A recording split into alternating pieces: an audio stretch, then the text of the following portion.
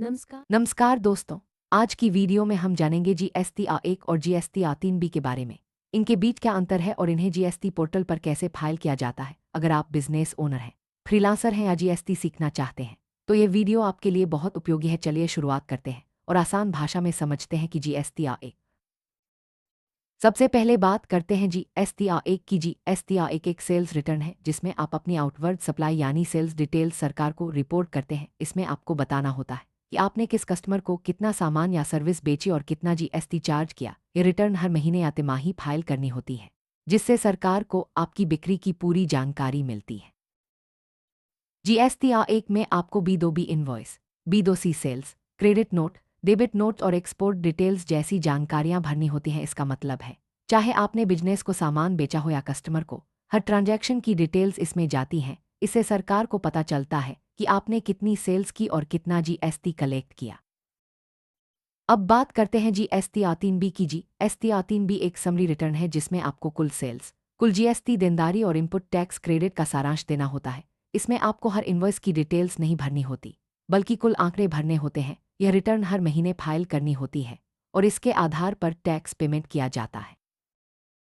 GST A3B में आपको अपनी कुल बिक्री, कुल टैक्स देनदारी, इनपुट टैक्स क्रेडिट और टैक्स पेमेंट की जानकारी देनी होती है। इसमें आपको हर ट्रांजैक्शन की डिटेल्स नहीं, बल्कि कुल आंकड़े भरने होते हैं। यह प्रक्रिया सरल है और टैक्स पेमेंट के लिए जरूरी है।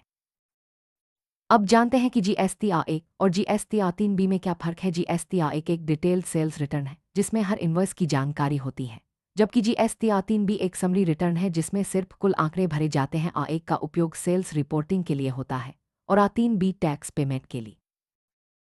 जीएसटी A1 में आपको हर कस्टमर, हर इनवॉइस और हर ट्रांजैक्शन की पूरी जानकारी देनी होती है। इससे सरकार को पता चलता है कि किसने किसे सामान या सर्विस बेची और कितना जीएसटी चार्ज किया। यह रिटर्न पारदर्शिता के लिए जरूरी है। जीएसटी A3B में आपको सिर्फ कुल बिक्री, कुल टैक्स देनदारी और इनपुट टैक्स क्रेडिट की जानकारी देनी होती है। इसमें डिटेल्स नहीं, बल्कि समरी भरनी होती है। यह टैक्स पेमेंट के लिए जरूरी है और प्रक्रिया को आसान बनाता है। अब जानते हैं जीएसटी A1 फाइलिंग की प्रक्रिया। सबसे पहले आपको जीएसटी पोर्टल पर लॉगिन करना होता है। इसके लिए आपके पास यूजर आईडी और पासवर्ड होना चाहिए। लॉगिन के बाद आप अपने डैशबोर्ड पर पहुंच जाते हैं, जहां से आगे की प्रक्रिया शुरू होती है। लॉगिन के बाद आपको सर्विसेज में जाकर रिटर्न्स और फिर रिटर्न्स डैशबोर्ड पर क्लिक करना होता है। यहां से आप अपनी फाइलिंग के लिए सही फाइनेंशियल ईयर और महीना चुन सकते हैं। यह स्टेप बहुत जरूरी है ताकि आप सही पीरियड की रिटर्न फाइल करें। अब आपको जीएसटी A1 सेलेक्ट करना है। इसके बाद आपसे B2B, B2C और इनवॉइस डिटेल्स मांगी जाएंगी। यहां आपको हर ट्रांजैक्शन की सही जानकारी भरनी होती है। सारी डिटेल्स भरने के बाद आपको सेव और प्रीव्यू का ऑप्शन मिलेगा। यहां आप अपनी भरी हुई जानकारी को एक बार चेक कर सकते हैं कि सब कुछ सही है या नहीं। यह स्टेप गलती से बचने के लिए बहुत जरूरी है। प्रीव्यू के बाद आपको सबमिट का बटन दबाना है और फिर ईवीसी या DSC के जरिए फाइल करना है। फाइलिंग के बाद आपको एक एक्नॉलेजमेंट रिसीव होता है, जिससे पता चलता है कि आपकी रिटर्न सफलतापूर्वक फाइल हो गई है। अब जानते हैं जीएसटी A3B फाइलिंग के स्टेप। सबसे पहले जीएसटी पोर्टल पर लॉगिन करें और रिटर्न्स डैशबोर्ड खोलें। यहां से आप जीएसटी A3B सेलेक्ट कर सकते हैं। जीएसटी A3B में आपको अपनी कुल बिक्री और खरीद की जानकारी भरनी होती है। इसके अलावा आपको इनपुट टैक्स क्रेडिट की डिटेल्स भी देनी होती है। यह स्टेप टैक्स कैलकुलेशन के लिए जरूरी है। अब आपको अपनी टैक्स लाइबिलिटी यानी देनदारी को कैलकुलेट करना है। जीएसटी पोर्टल पर यह ऑटोमेटिक भी हो सकता है, लेकिन आपको अपनी डिटेल्स सही भरनी जरूरी है ताकि कोई गलती ना हो।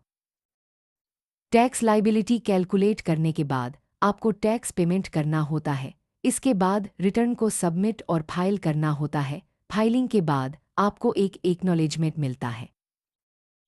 जीएसटी A1 और जीएसटी A3B में जो आंकड़े आप भरते हैं वे आपस में मेल खाने चाहिए। अगर दोनों में फर्क हुआ तो आपको जीएसटी नोटिस आ सकता है। इसलिए फाइलिंग से पहले सभी इनवॉइस और डिटेल्स को अच्छी तरह से वेरीफाई करें।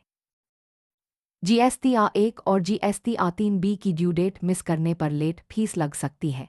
इसलिए हमेशा समय पर रिटर्न फाइल करें और ड्यू डेट का ध्यान रखें। फाइलिंग से पहले सभी इनवॉइस और डिटेल्स को वेरीफाई करना बहुत जरूरी है। इससे आप गलतियों से बच सकते हैं और भविष्य में किसी भी तरह की परेशानी नहीं होगी। तो दोस्तों, आज आपने जाना कि जीएसटी A1 और जीएसटी A3 भी क्या होते हैं, इनमें क्या अंतर है और इन्हें फाइल कैसे किया जाता है। अगर आप इन स्टेप्स को फॉलो करते हैं तो आपकी जीएसटी फाइलिंग आसान और सही तरीके से हो जाएगी। धन्यवाद।